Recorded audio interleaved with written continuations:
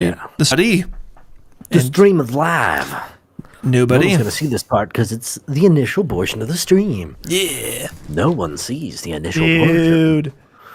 Jordan Peterson just tweeted, just finished up our 4.5 hour podcast. What? He was on Rogan. Yeah. Champions. Oh, he was on Rogan?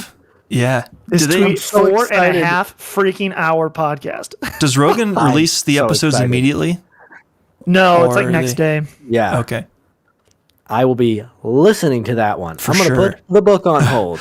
I only listen to Rogan when he says something that explodes Twitter. And then I'm like, oh, that was probably something really good. Oh, interesting. Okay.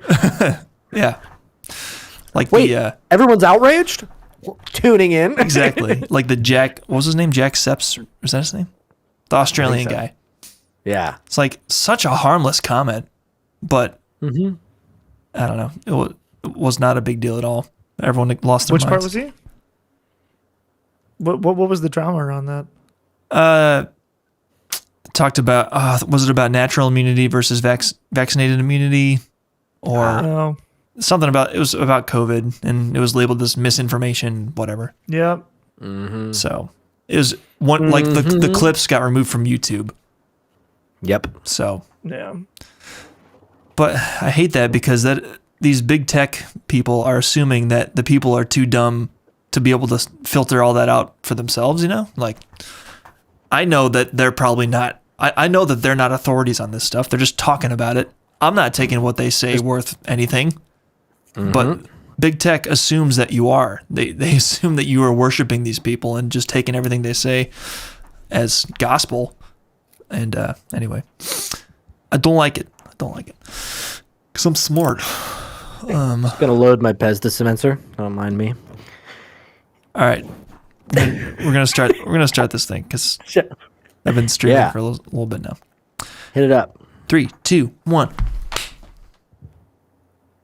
Hey everybody, welcome back to Dad's Diapers and Drinks.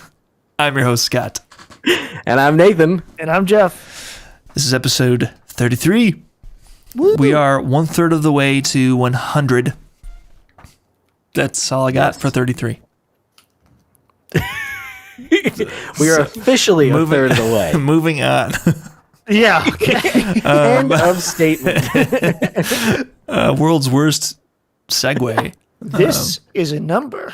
Yeah, this is a completely insignificant number. I tried to create significance out of nothing.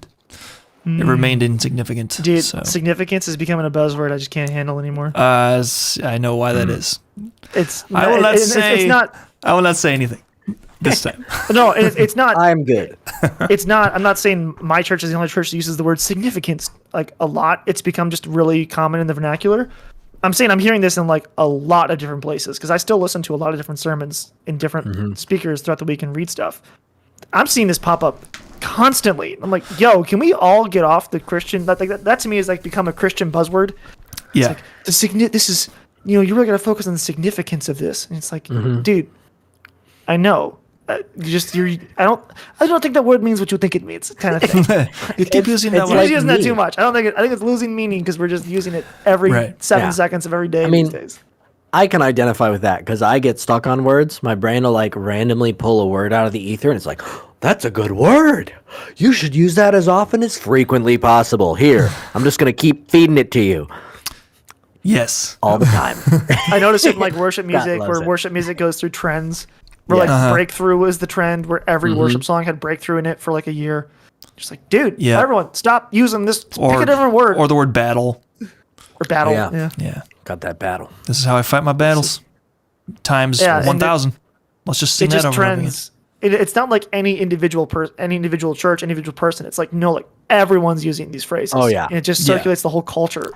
Stop it. Yeah, well, I'm sick of these worship songs that are all about me and I.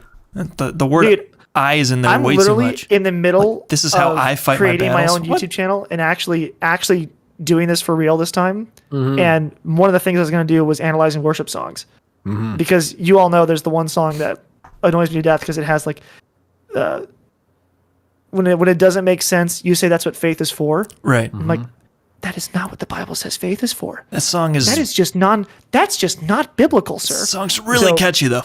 I know, I love the song, but it's I do like too. the Actually, really like it. lyrics are just not right. So I was thinking Yeah. I should just make a YouTube video series of going through worship songs and talking about the actual scripture in them.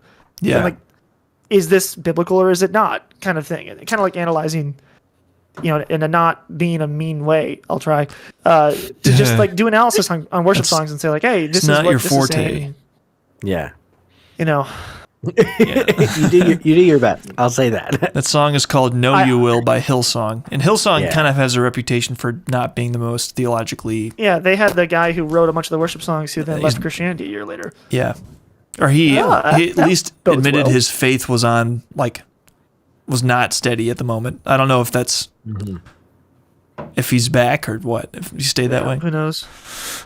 Anyway, that's on my mind to like actually commit to doing something like that and actually trying to make.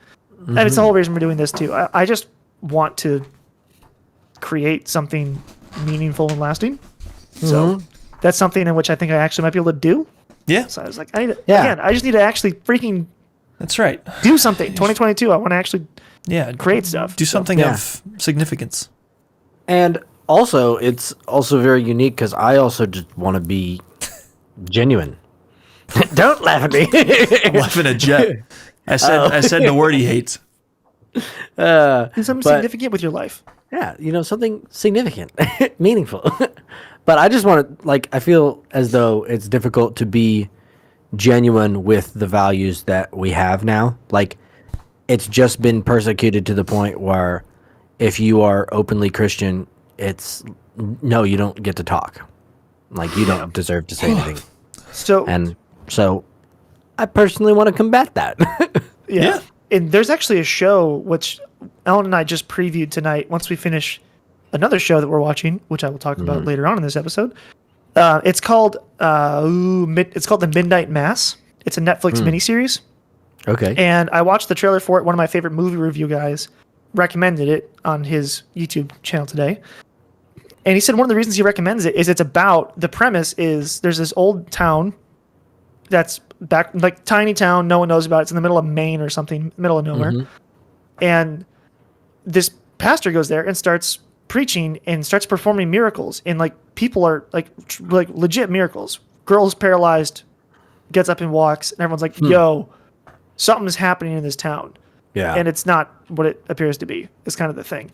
But he, which is the whole mystery of the show. And he said the cool thing about it is it doesn't make a mockery of Catholicism. It's like Catholicism is the most mocked thing in modern media. And it treats it super seriously, full respect for all the characters, full respect for all the other priests. They're not shown raping children. They're not shown, all the horrible things that, granted, do happen. But it's not focused on those. It's like, no, these are real Catholic people who are really witnessing what they believe to be a spiritual revival in their community. And something's wrong. And there's a guy who's like notices it, and he has to go against all these super enthusiastic, oh my gosh, the Holy Spirit's in this room, Catholics to say, it's wrong. So I was like, he said it's really intriguing because they're not just making a mockery of religion. It's a really compelling show. And I was like, dude, I'm in. That sounds fun because I'm so used to seeing Christianity just get crapped on by everything. Well, exactly like what you said. They take the small, marginally insignificant circumstances that are objectively wrong and hold that up as a straw man of like, this is why everything within this is evil. It's like, that's the smallest percentage. It just genuinely is. Yeah. And that's where I know Matt Walsh made the argument where he's a Catholic guy, very big public speaker guy. And people are saying, I can't believe you defend the Catholic Church. And he's like, you guys, okay, I'm not defending what the Catholic Church has done in those cases. I'm stating that if you think that only the Catholic Church does this, you have not looked at any political office who they use sex for bartering constantly, or the public school system, which has way more teacher-student bad interactions than the Catholic Church has ever had. It's like, yes, the Catholic Church has it, and we're held to a higher standard. I understand why everyone's upset about it. I don't disagree. But to say it's the only institution in the world that has this problem, you are so blind to everything else going on. You're pointing at us going, ha, you messed up. And it's like, we know that's bad. Everything else is messed up too. And that's it doesn't matter since Christians made a mistake, that's the thing that matters. Yeah. So frustrates. In a completely different Yeah. Let's shift the line gears of a bit. thinking. So we're already ranting a little bit. My bad. What are you boys drinking today? I'm having a fine bourbon barrel aged red wine blend. It's a special red blend. Quite delicious. Being very sophisticated today. I am just really tired, so I'm drinking coffee. Ooh. No Yeah. Irish coffee? Nothing special? No, nothing Just special. Coffee, caffeine. coffee. Just the beans and Some solid bean juice. lots of water. The bean juice. That's horrible. I love calling it bean juice. That It like sounds- immediately puts you off to be like, More crude than I thought it would. It's not wrong. It's just wrong, you know. I am drinking our signature drink. I've got an old fashioned in my hand. Fantastic. My favorite. There you go. I had to go buy Excellent myself a bourbon because I was out of bourbon. All I had was scotch, and I wanted an old fashioned. So I was like, gosh darn, I'm just gonna have to go to the liquor store. dang it. I got myself a big bottle of rum too, and Nice. a bottle of bourbon. So happy me. Fantastic. Nice. So How's the kiddo? kiddo's good. He got a nice black eye today, which is cool. It's not quite a black eye. It's like a bruise on his eye socket up here because he, yeah. I guess, well, he's starting to climb onto things now. So he climbed up onto his little like play table that we have. And then Kelsey said he just kind of tumbled off of it and like slammed his head into his walker. So, which is plastic. So I don't know. I guess he fell hard enough to bruise himself. Yeah. But he has now climbed from the basement to the kitchen up that staircase by himself twice. Oh my word. So I was right there behind him with my hands beneath his butt, ready to catch him. But he didn't need my help. So Wow. that's kind of cool. Yeah. It's cool watching him accomplish new things. Like, wow, I didn't tell you to do that, and you just wanted to do it. So Yeah, that's great. yeah, that's good. Kelly only fell down the staircase badly one time. Mom and dad's got a- staircase or yours? Woof. No, it was my in-laws Oh, over okay. there, and she was, I don't know, chasing the dog up the staircase or something, and just went. Oh, Oh, what was that? Ooh, she was like probably 1.5, maybe a little closer to 2. So she was at the point where she just runs around the house, and you're like, I don't even know where she is right now. She just Yeah. sprinted out of the room somewhere. Oh, that I know where she is now. yeah. That sounded like a child. I was thinking about that as Davis was climbing the staircase. I thought, Jeff and Ellen's kids don't really have a big staircase because you guys are a flat level house. Yep. I mean, you have a few steps from your garage up to your kitchen, and then like maybe the deck. And they're awkwardly big steps, Right. which was bad training ground. Right. Yeah.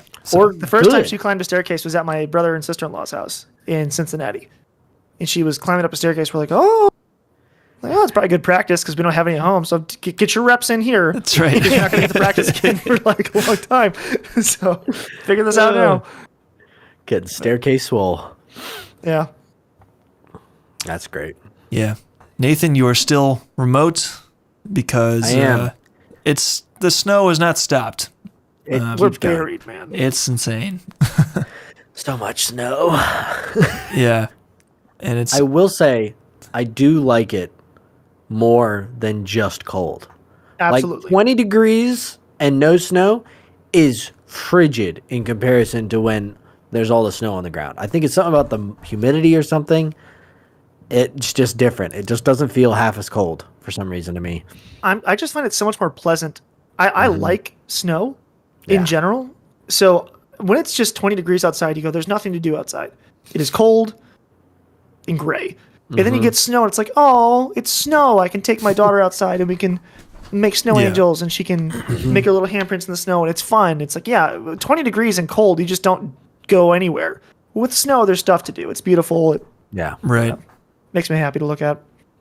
And then you get buried, and Yeah. your car gets stuck in your driveway, and you have to get a neighbor to come over and push your car out of the snow ditch. And Yeah. Yeesh. We skipped garbage day last week, but there's no option this week. We're overflowing with got to garbage. get it out there. So it's going to be a pain to haul the garbage cans out through all the snow. But Yeah.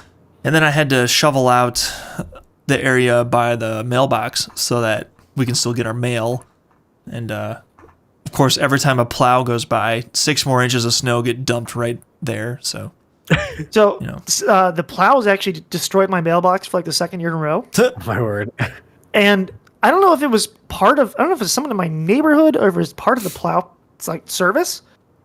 I saw that I left. This was like, I don't know, last weekend maybe. And I was like, oh, my mailbox is gone. Dang it. And then by the time I got back from like either church or our parents' house, I don't remember what I was doing. It was back up. Okay. All right, thanks. I don't know who did that, but thank you. It's great. So I think it's just stuck in the snow Yeah. because the post is just like, there's no way they dug down to the ground and put it back in the hole. Like Right. everything No. was gone. It the wasn't like just the mailbox was gone. The whole thing was gone. The ground is frozen. Like, you can't. Yeah. So I imagine someone just stuck it into the snow and it's just sitting there. And when the snow melts, they'll deal with gonna that. Watch. Yeah, it's going to very slowly. It's going to start leaning over. Or the mailman's gonna go to put some letters in it and just like push it over, like, oh, Yeah. they're working out, man. Straight up rip the mailbox out of the ground Man. over here. Oh golly. What's our topic for today, Scott? Today we're talking about movies and TV Movies? shows. I guess we'll lump TV shows Video in with it. games? Media. I don't know if we'll go with video games. Well, I meant it's related. Okay. Well, whatever. So yeah, we're talking about movies. Yeah. We like movies.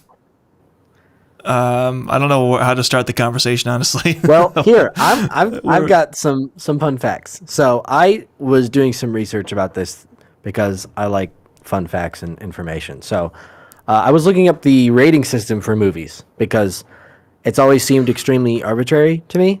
Like, I know there's certain rules for different things, but the first piece of cinema that was regulated was actually regulated in 1897.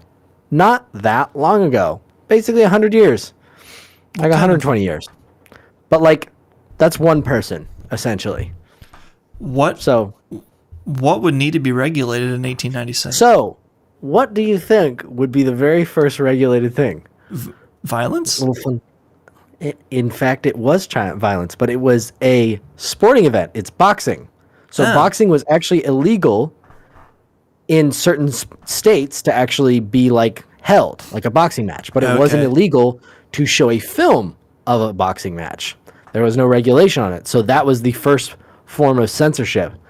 And then beyond that, there was like little pieces of censorship here and there of like, hey, you need to make movies a certain way, and they wouldn't allow movies in certain areas. But it wasn't until 1968 that the MPAA, which is the Motion Picture Association of America, came up with their own voluntary rating system, which was originally G, M, R, and X, which they later switched M to PG and then came out with PG-13 roughly in the mid 80s. So basically, since the 80s, that like, which isn't that long ago, anyways. And then the X rating eventually got switched to NC-17 because X ratings were almost entirely synonymous with pornographic movies.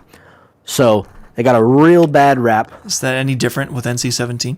Well, NC-17, I think, is the idea of just anything that falls beyond an R rating. That's like you have gone too far with, be it violence or gore or sexual exploitive things, or extreme language maybe. I mean, I feel like R, you can basically do whatever the heck you want, but even still. So it's anything beyond that. Yeah, it's hard to. Essentially. I can't imagine movies or shows getting more violent than they are, and they're already know. they're already rated R and rated like TV. The TV ratings are a different category, like Yeah. TV, Different TVMA. But without it becoming pornographic, I don't know how much further you can go. You know, It's there. And then, I think Game of Thrones proved that it's already there. right? I mean, there are also like, But now every show does that now. Like Game of Yeah. Thrones. Yeah, it's- since Game of Thrones came out, was the biggest show in the world with having graphic nudity and sex scenes. Everyone's like, "Oh, this we works. can get away with that. Wow. Yeah. Cool." Yeah. And now everything is that was a big turn. Right. Again, as much as I love, especially the books, but loved the show for 6 seasons.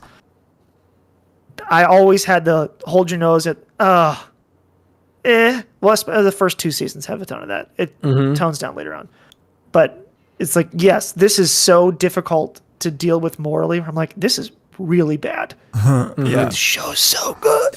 The show's amazing. And that's like totally negatively affected culture in that way. And you're like, oh, that's really, that sucks. Yeah, like you two are trying to get me to watch The Witcher. I'm like, I don't know. There's some stuff in it. There is. Season 2 has none. But again, season 1, to get you to watch it, first 2 episodes. Yeah, we don't have much of a story yet, but here's a bunch of boobs. So Yeah, go click. yeah.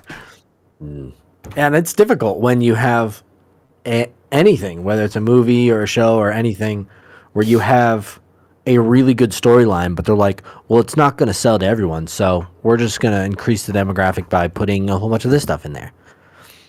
But they don't even have to do that. Like American Sniper is a perfect example.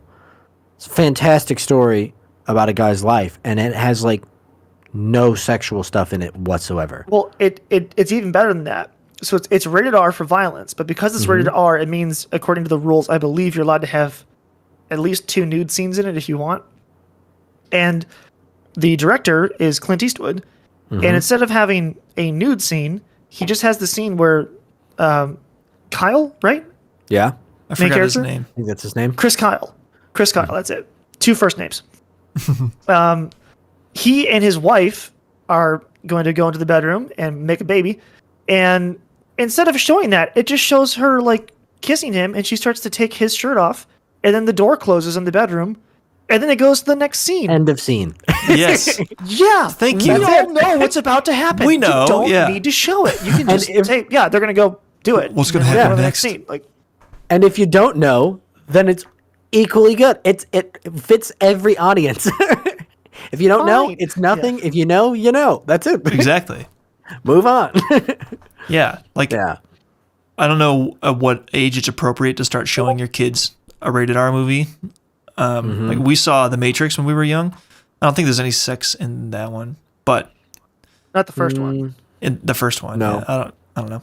But Reloaded Yeah. does, I believe, but not the first one. yeah, but that's the kind of stuff that'll just go right over their heads, and you don't have to explain it. And It's like, yeah, they're hopefully kissing. not. They're going to the bedroom. They're kissing. Yep. Yep. They, Yep. That's Next. it. Yeah. That's But the reason I brought up video games is because, as Jeff definitely knows, because he's probably the largest consumer of video games of the 3 of us, probably. the almost most certainly. You're like, thank you. Give me I'll my take credit. my title, please. The official video game aficionado. They are cinematic experiences just like any movie that's out there. Like I'm playing Destiny right now. Some of the cutscenes in there, it is a sci-fi film that you also Yeah. get to star in. Video games is one of America's largest artistic exports. We make more video games than anybody else, and they are a form of art that is Absolutely. very much neglected by other generations. But the cinematic, like the stories that you can experience in games, are very, very, very good, and a lot of great games are that way. Absolutely. It is storytelling in a different medium. But let's not get me on that. Let's not Yeah. get me on that train. So I have a fun fact that I remembered when you mentioned the rating system that came up. What do you guys think the Indiana Jones movies were rated? PG. Until The Last Crusade, Yes, when it was rated PG-13 say, because of because what Nathan PG-13 said. came out before Last Crusade came out. Yes. But Yeah. the first 2 movies are just PG, Yeah. which to my mind is like, yeah, I don't know, my 5-year-old could watch a PG movie. I don't Yes. know. It's like, yeah, Where's the Lost Ark has like people getting shot in the head. or Yeah. the end of it. Heads explode and they melt, and it's like, yeah, that was Yeah. just like a Dude. PG movie. Dude gets eaten by a propeller of an aircraft and Yeah, it gets vaporized. blended. Yeah. PG. It is so much. PG. Oh. Yeah, it's crazy. Yeah, Oh, man. well, the interesting thing is that I don't think, like, I feel like more adult stories I enjoy R-rated movies when the story is very complex. Like there was even this Netflix movie that came out, which was probably R-rated, but it just dealt with very like difficult topics, Heavy. like very complex, very heavy. Like you just aren't going to be able to understand this or enjoy it as a kid. But I also equally enjoy The Incredibles, which is a G-rated animated film. It's like it doesn't have to be that to Yeah. be good. And I mean, And- Pixar puts that out like all the time. They're constantly making great films. The thing that I care about is Oh, hang real. on, guys. What? My hard drive is full. Oh no. Wow. So what happened? Well, the stream's still going. Well, my recording keep stopped. Hang Our on. audio going so that you have a way of linking things up Yeah. together. Oh man, this is gonna be a freaking mess. A bear. Is this your Mac hard drive? Yeah, it filled up real fast. I was gonna say that's real fast. I'm How big is astonished. your hard drive? A terabyte. I think. Dang. Oh, it's 500 gigabytes. Ooh. Okay. Yeah. There's your problem. Yeah. You should get a 1 terabyte external or something. I have You have the that. big I one just external. I do have a nice external. It's like a 6 terabyte external. I just don't use it. I mean, whatever. Well, here's your motivation. Yeah. I got one of the 8 terabyte ones they had at Costco. They had like a $40 off. It's like $120 for 8 terabytes. I'm like, Oh, mass HD, storage. not SSD. Thank you. No, not SSD. They were selling the mobile like external SanDisk ones Yeah. for like $70 for a terabyte. And I was like, I'm like 100. I'm like, this will literally store everything that's on all of our computers for a very long time. We don't hold a large like mass storage. Maybe if like either of us get into like videography or like photography or something, or you're storing larger files, then yeah. But otherwise, it's not really necessary. All right. Freeing up some space. Yay! See what I have here now. I My kept getting computer- messages on I have Discord. a. Yeah, I keep hearing that. I too. have 2 500 gigabyte SSDs in my computer, and I have a 500 gigabyte HDD and a 1 terabyte HDD. Oh, I I have. basically ripped all the hard drives out of all of my old computers and put them all into my current computer. I have a 256 SSD on, which just holds the majority of stuff, and then I have a 2 terabyte for mass. And I have another. How much is even on this thing?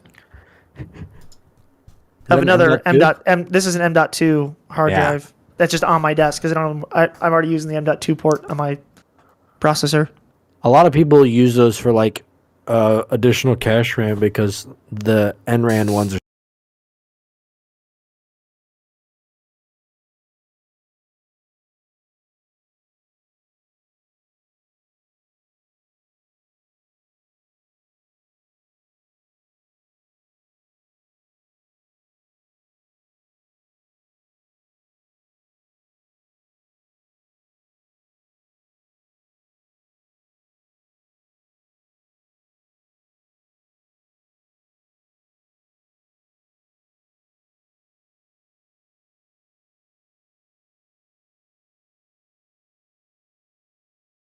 Millisecond your entire video RAM, like because DDR5 is that fast. Like it'll just like fill up empty, like doesn't even care. All right. I have 32 gigs of RAM in my computer. I don't even know what my VRAM is. How do I check that? I only have Check 16. that.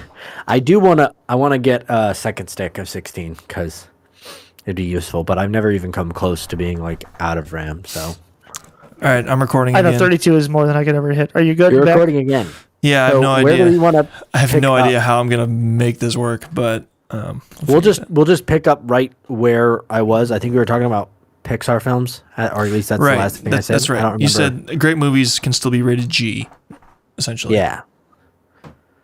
So yeah, well, like Pixar makes awesome stuff, and they still make a fantastic story, and you don't need to have a whole bunch of extra-ness in there to have a fantastic story. A good story is still a good story. And what I care about is when, like the one of the phrases that came out of the Game of Thrones era was called sexposition, which was when you do exposition, but you do it while people are having sex, so that No. it's more interesting. So the phrase sex position came out of that. And the thing I care about most in movies is if they're real. And that comes off as not real. And so does if there's a scene where there should be intimacy. What are you talking about? You don't have intellectual debates while doing it? No. Pretty sure you don't. So string theory. Yeah.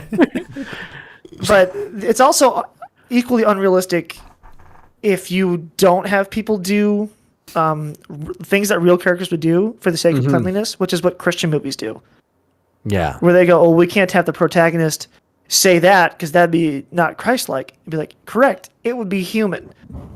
Yes. So they should do it because that's what a character would do if you actually were in the situation. They wouldn't, like, right. I know we always want to say the Christian character would, he would take it very calmly and he would get on his knees and he would pray. And it's like, he'd probably throw a chair against the wall, swear a couple times, and then once he's cooled down, go, oh man, I need to pray about this. Like, that's usually more of what happens. And we don't ever show the real characters because we want to, like, whitewash it, make it smooth and not, complicated like real life is. Well, Andrew Clavin gets a lot of heat from Christians for having his protagonist in his novel be a scumbag. And it's like, how can you write that if you're a Christian? Well, my character's not a Christian. He's a guy. So he's a not good guy who's the protagonist. I'm writing a story about a bad guy, and he swears, and he's a drunkard, and he does all this stuff. You never see that in these Christian movies produced by the Kendrick brothers or whoever, and Courageous, or it's all this like clean, just fake drama, like not believable story. So that's my biggest problem with the Christian stuff. Yeah, and that's where there's this line that I try to find of. I want it to be real. I want it to be authentic and not.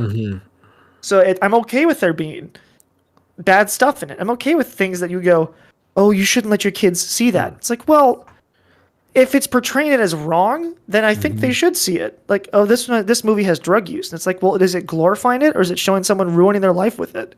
If it shows someone ruining their life with drugs, it's like, I don't think it's bad for my kids to see that. It's like, yeah, that's a bad thing. Yeah. You see what he's doing? That's bad. If someone ever tells you about that, it's bad. Like, that's fine. So there's like this, oh, it's got bad stuff in it. It's like, well, how bad is the bad stuff? And like, what is the bad stuff? Is it the use of drugs? Is it making it look fun to do drugs? Or is it saying this guy ruined himself with it? It's all, right. It's more gray than especially Christian media likes to make it out to be. Right. And our mom always used to warn us that we're going to get desensitized to violence. And recently I've been thinking about that. Like, I don't want to be desensitized to sex. I feel like that's a much more dangerous thing that can ruin your life more than violence would. Because I'm not going to commit violence. But committing sexual sin is much more accessible than committing a violent act, I think. It's an easier trap to fall into. So that I'm more worried about desensitization to sex than I am to violence. But I was just thinking recently, it might be a good thing to be desensitized to some violence, Like, what you don't want to, I don't know, be in some situation where you have to help some wounded person, like, car accident, whatever, school shooting. You can't handle yourself. And you can't stand the sight of blood or something because you've been so sheltered from violence. Like, you should have some level of tolerance for that, I think. That is an interesting take on it. Because usually the argument that I've always made is when someone says, oh, you're going to desensitize yourself. I just go, look, yes, I play violent video games. I've played them my whole life. And I had to kill a chicken and was like freaked out by having to kill a chicken. I think like that's what started me thinking about it. I was like, I am not desensitized to this stuff. I don't hunt. I find it hard to have to end an animal's life. It's like it affects me. It's like, and I've played every violent video game ever made. So that argument just holds no water with me. But you're making a different argument. You're just saying, I don't think it's that bad because it's not the world's violent. Yeah, bad things happen, and if you cannot handle yourself when something bad happens, then that's not. It's in my mind that's not manly. Like part of the job of being a man is, hey, if something bad's happening, I got to keep my head. I don't get to freak out and lose my mind. I have to be able to deal with it. So maybe a bit of, real, get your mind ready for when tragedy happens. It's like, yeah, it may not be the worst thing that's ever happened to you, is being prepared to see violence or death and not freak out. Yeah. And a lot of the violence depicted, at least in the shows or movies that I've seen, is it's not a glorification of it. It's just a realistic indication of it. Yeah. Where, again, that's the realism line, where it's like, I don't mind violence if it's real. I don't like glorified. Like horror movies that are like, we cut his head off and look at the detail of the person getting destroyed. It's like, that's what? No. Yeah, that I don't want to revel in death. Yeah. But if I have to watch someone get beheaded, like in Game of Thrones season 1, when he's talking about seeing White Walkers and everyone's like, this guy's insane. Time to cut his head off. It's like, okay, people did that back then. This is a real thing that happened. It's a real thing. So, and kids were made to watch it, you know?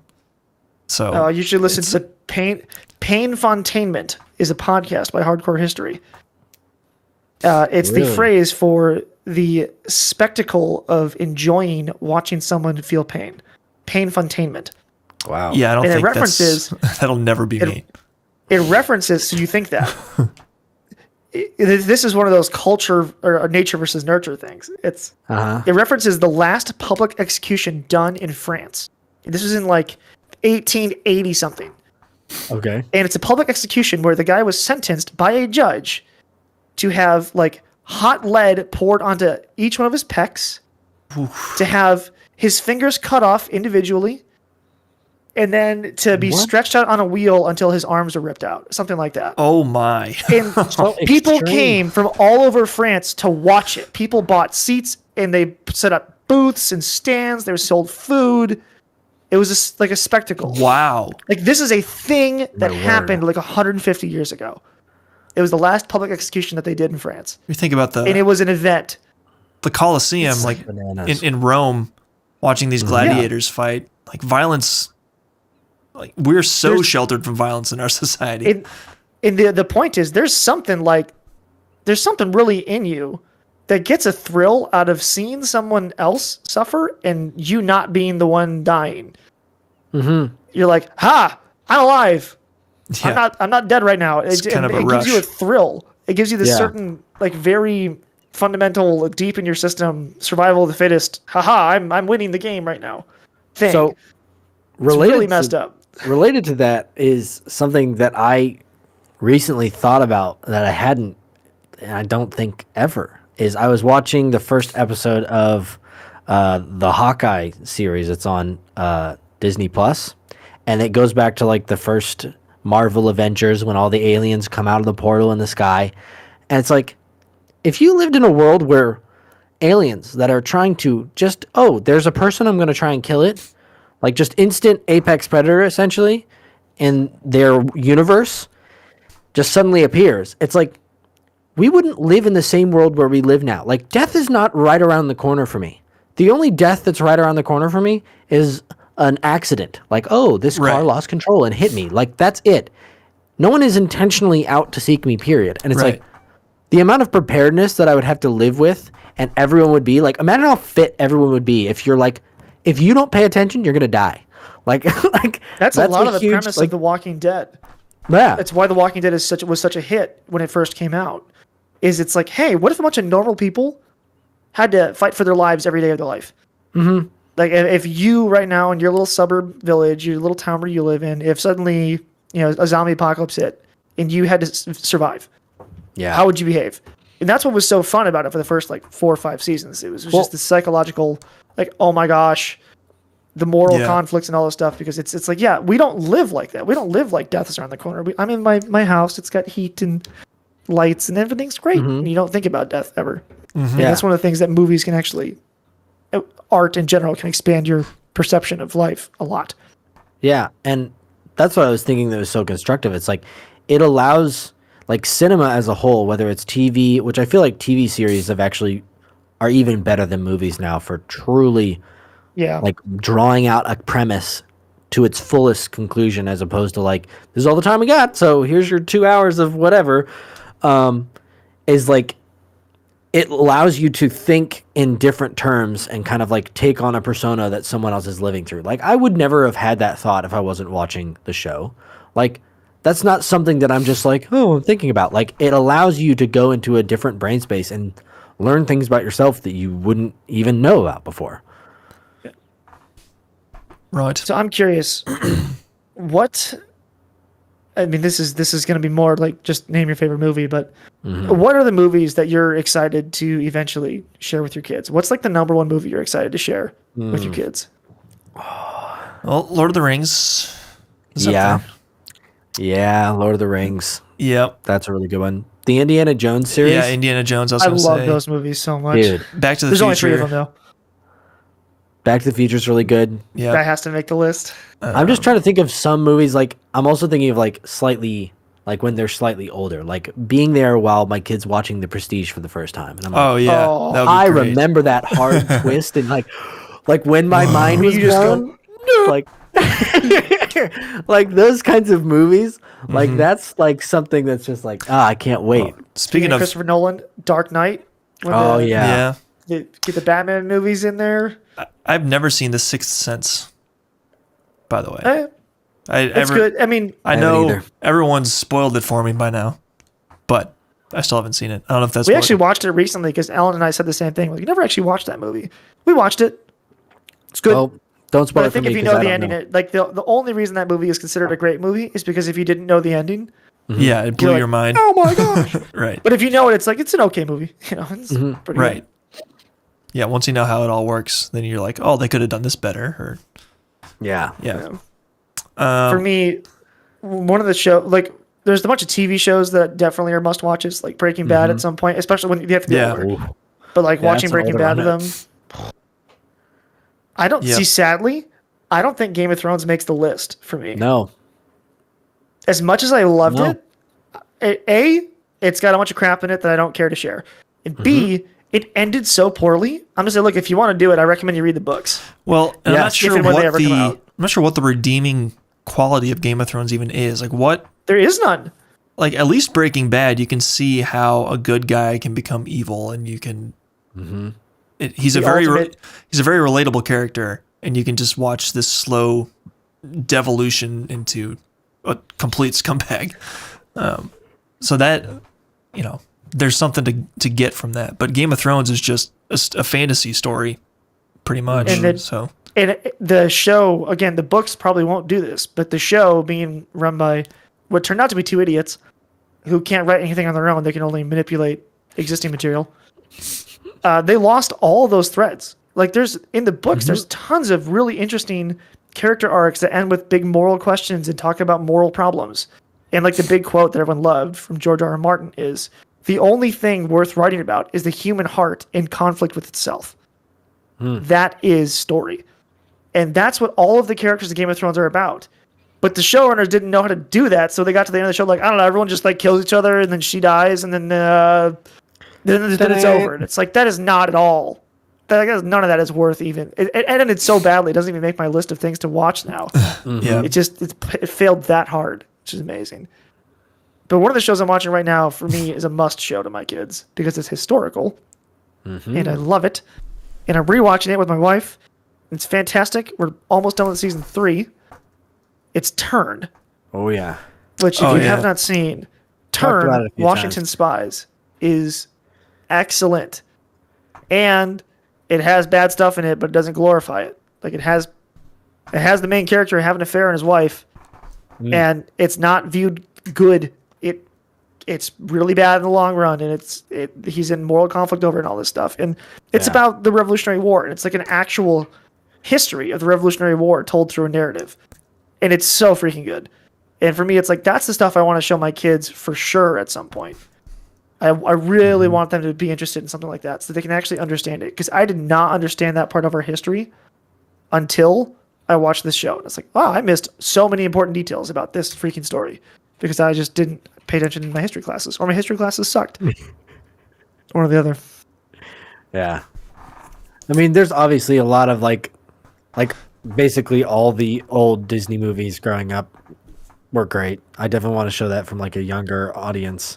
yeah, Disney, Incredibles. I mean, even any of like the Pixar movies, like Finding Nemo, The Incredibles. yeah, we said this before, but Incredibles Pixar didn't miss for No. years. So They long. had so many great movies. continuous wins. Yeah. So lots of Pixar movies. Trying to think of. Oh, I saw. So like right now, Kelly loves musicals. She's only into like Frozen. Frozen. That's about Really it. can't remember. I'm sorry for your life. I hope it's Frozen 2. It's the least That and better. Dude, it's that and Cocomelon. So Cocomelon but can I go just die saw in a hole. something today, which was just a YouTube video that got recommended to me, which was it was like 6 minutes of Hades being the best villain ever. Oh, yes. And it's like I watched Hercules so many times when I was So a kid. good. It's like, oh, my kids better love that movie. It's so good. Oh, my word. Hades. What a character. Played What so was my well, hair too. Yeah, that's a great one. Why can't I think of more movies? Sorry, Scott. I don't want to cut you off. Question. I said no words. Will you guys show your kids the Hobbit movies? No. Yes. They're bad movies. So I no.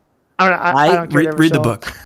I only say yes for the simple fact to be like, this was made almost, what was it, like 10 to 15 years after these first three? Which ones are better? This one has all the fancy CG They had in it. Isn't it so much Unlimited better? budget. Oh, wait, no, it's not. Guess what? The original three still hold up and still rule. The orcs genuinely made me feel sick to my stomach with their faces. And that was makeup. That's what it was. All practical in the old ones. Nate Hills says his kids will not see The Hobbit. Ah. He has joined us in the live stream. I will say, The Hobbit, the book, the I will give biggest that thing to my about the kids for fall sure. of the movies is that The Hobbit, the book, was, I think, genuinely my favorite book.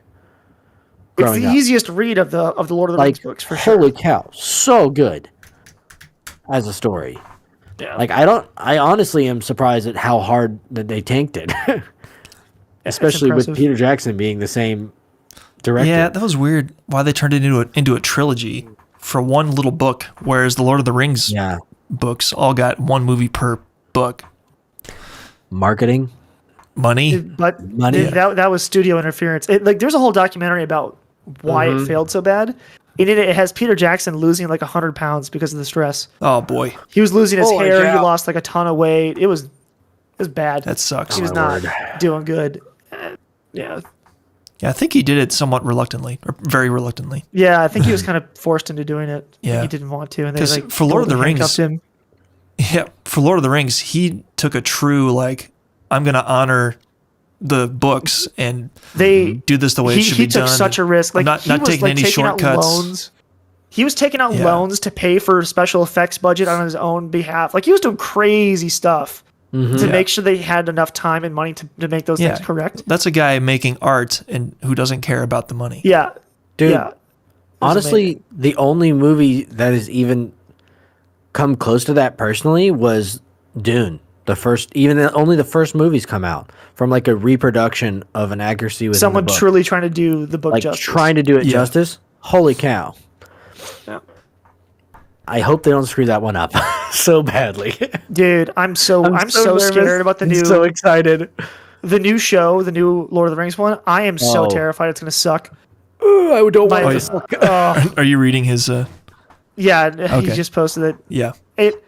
I don't know what to make of it right now. All I know is one of the big things that came out is that there is they have a diversity and inclusion officer on set, Oh. and they have it's gonna suck. they have a porn coach on set to handle the intimacy scenes. What? What? Yes, What? yes. Those Lord are of the the two things I Rings? heard, and I was like, This is dude, breaking that my is heart not right now. in there. That is not part of the deal. Okay. Breaking my heart. So if they're gonna do the Game of Thrones route, because literally the CEO of Amazon, Bezos, said that he wanted his own Game of Thrones. So he spent an unbelievable amount of money Why would you to freaking get ruin the Lord of rest the Lord Rings? of the Rings, because he wants the next Game of Thrones to be on his platform. It's like, dude, Lord of the Rings is not Game of Thrones. no. Do not do this. Do not make it sexualized. I will die. We will Just riot enjoy in it. the Not if it streets. sucks. I don't enjoy things that suck. Yeah. Oh, well, here is the question that I was going to ask. is, do you think that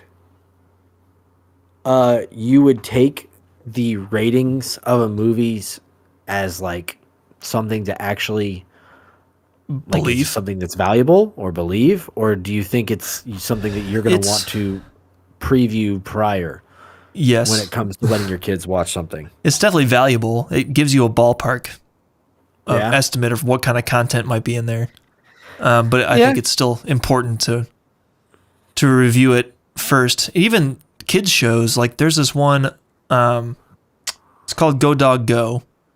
There's a book. It's an old kids book that we've read to Davis before, but they made a TV show out of it. And one of the characters has two moms, and I understand that is a somewhat normal. I don't know how normal it is. I don't know what the percentages are, but I'm like, why is that in there? You know, it's a little. It's the subtle kind of indoctrination of kids, like some of the weird stuff that is in kids shows now. I'm like, I know it's rated G or rated But what Y, does that mean these days? but what does that even mean? Like who's deciding what content is allowable and what's not? Yeah. So, you know, I feel like I still need to review some kids movies, and when he gets a little older, whatever young kid cartoons are out there now, I have no idea. I know. I know SpongeBob is good. I know. It's like you can go watch Jimmy Neutron. You can watch but all the old ones I watched, but I don't know anything about the new ones, and I'm literally scared to let you see any of it. yeah. So, but then PG tells you something, PG-13 tells you something, or TV-14 for TV shows, and so it's good to have a ballpark estimate, but there's still. I don't doubt that media has an influence on your kids and on us, because it'll be like, obviously we know it does. That's why it's like the huge battlefield of our culture these days. But I'm curious, how much effect does it have against the culture of your home? Yeah. Like if they see something in a movie that's starkly different from what they see at home, do they go, "Oh, that's better," or do they go, "That was weird," and it's painted in the "that was odd" light, and just not a "oh, okay, that's good"? Right. Or Is it odd, or is it attractive, or is it both? I don't know. It's well, you can't shelter your kids forever. Like they're gonna want to become more independent, and you don't know what they're gonna see. Like they go to the movies with their friends. You know, you can't just say no. I'd forbid it. Like if they're 16, 17, like they're just gonna do it. And you don't know if they're gonna be super rebellious toward you, or if they're gonna, I don't know, kind of see things the way you do. And if they have a more rebellious spirit, they might find some of that stuff more attractive. They might want to try to model their lives after some character that you wouldn't typically approve of. But I don't know. It's you do your best to give them the foundation they need in their early years, and hope that they don't go astray. But or if they do, that they come back. But yeah. Oh, I actually one of the movies that I didn't even think about, which DreamWorks didn't have a whole lot of wins, but the freaking How to Train Your Dragon series, man. Oh, Shrek too. I forgot about that. Shrek. Oh, Shrek especially. But the thing that I really appreciate is in children's films when they actually go with a complex, challenging adult topic and they actually go with it. Like even just like in the second movie with the relationship between his mom and his dad, and then the fact, spoiler alert, that his dad like dies in the show, and like you're like completely astonished, like what, they just killed him? You're like, he has to deal with grief, and he has to deal with responsibility. The sudden adoption of more responsibility than he can handle. So good. That's such a good topic. Oh my gosh. Dude. Yeah, that's part of life. Like sometimes you just get hoisted with a bunch of responsibility and you go, I don't even know what to do. Yeah. Yeah. Katie was so mad in that movie, she wanted me to shut it off. I'm like, no, we're watching the rest of the movie because you're going to like it at the end. But she was like, this is dumb. Yeah, no, those are so good. I absolutely love that. I'm also excited to watch my such a tragedy. Ugh. Like watch my kids get kind of obsessed about things. Like I would like I know. fall in love with characters and be like, "Oh my word!" Like I want to be Aragorn and I want to go and fight orcs. Like that was me. Yeah. You know? Running around in the woods with a stick, Oh man. fighting orcs. You know, I don't know. I so hope it's one of those weird things. I so hope my kids are as passionate about stuff as I am, because I'm just really passionate about a ton of random things.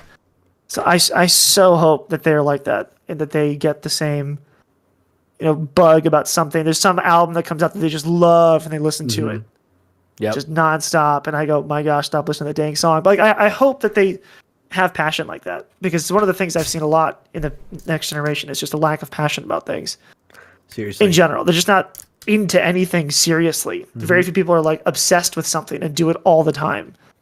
And I'm very much an obsessive person, so I hope I get some of that. I mean, unless you're part of the culture that gets obsessed with things, like people that cosplay, that isn't partially a passion. Like you have to want that. Yeah. But like that's like a culture, like the obsessed culture. Like I get obsessed about these. I'm obsessed about Nintendo 64 now, so now I have 12 of them and all of the games, like that kind of thing. Yeah, there's weird levels to it, but I just want my kids to be passionate about stuff. Is kind of the big rule. I want them to have something that they love.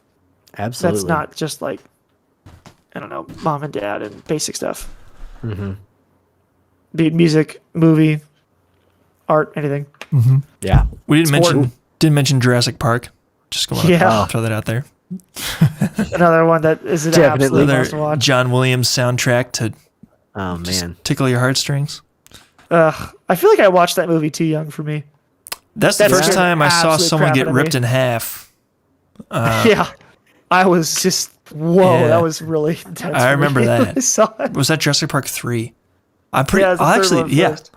That was the first PG-13 movie I saw. I'm pretty sure.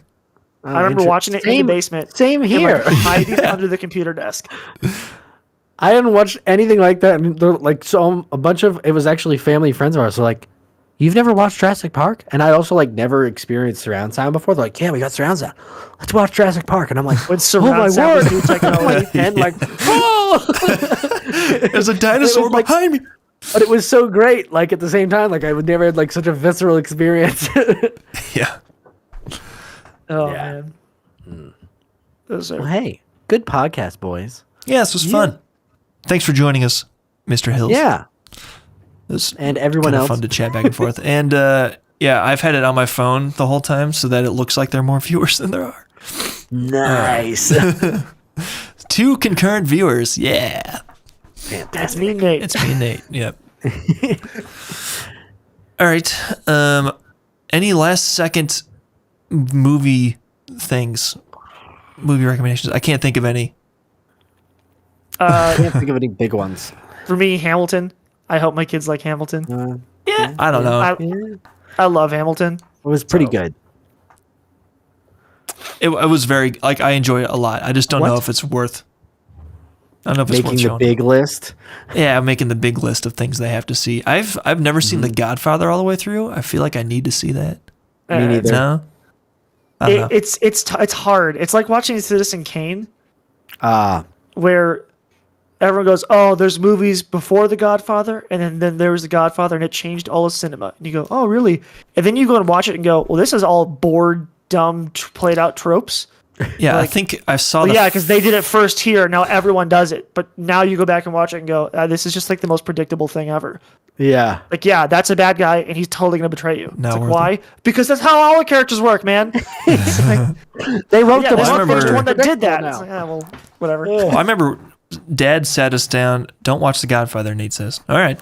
Dad sat us down to watch it one time. I think we got halfway through, and I was like, I'm going to go play Halo. So Yeah, we could. that was it. So I got halfway through, and like nothing happened. There was a wedding, and just lots of scenes of like nothing happening. Just people being in a wedding. It's an old. It's yeah, an old movie. it's an old style movie. Yeah. Anyway, all right, that's enough. There's no Yeah. point in coming up with more. I'm sure there are more, but that's all we got for now. So if you're listening to this, we thank you for making it to the very end. Yes, Nate, everything does come back to Halo. That's like a big part of In my the life. end.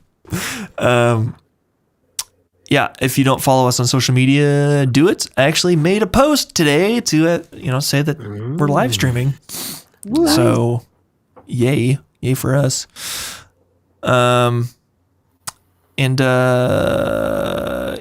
we're on Instagram and Twitter primarily. I don't know. We've been pretty quiet everywhere. So, Yeah. just if you like the podcast, share it around. Yes, Subscribe to our YouTube channel. That's where we're doing the live streams. Search for Dad's All Diapers the and episodes Drinks. go up there too. You'll find it. Yeah, all the episodes go up there too. Although I didn't edit it last week. I just left our stream up. This week we had some technical difficulties. Don't know if you tuned in for that, Nate, but my hard drive filled up, so the recording completely stopped. And I don't know how I'm going to edit it, but anyway, if you're listening to this, got this, Scott. hopefully it worked out for you. All right, that's all we got. I'm talking too much. So thanks for listening. We'll talk at you next week. Bye. Yep. Cheers. All right. All right, dudes. Getting really good at the cheers. Yeah, you're nailing the cheers. Makes a delightful spike on my recording. Stop the recording. And stop the recording. All right, I stopped my File. recording. Export. Here's where the Wave. Here's where the problem happened, Nate. If you're still watching, died. Anyway, What in the world? what did your recording not work? No, I titled the previous recording as 12/17/22. Nice. What? I don't even understand. I'm so confused. We didn't record that long ago, right? It must have been supposed to be one. 12, I don't even 17, know. 22 is in the Yeah. future. Yeah, I know. But I don't think it recorded in December Good. here. All right, I'm gonna run. Yep. Bye. All right. Bye, Nate. I'm turning the revoir. stream